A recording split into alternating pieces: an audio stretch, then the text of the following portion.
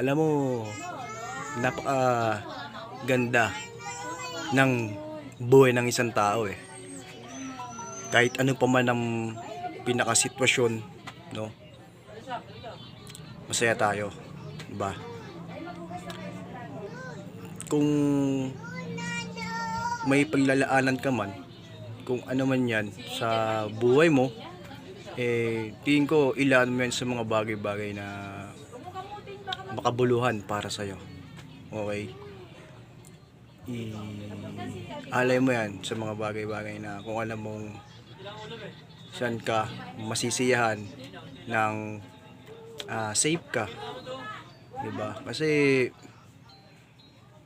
kung magsasakripisyo ka sa isang bagay, tapos kadalasan parang medyo nagiging alanganin ka,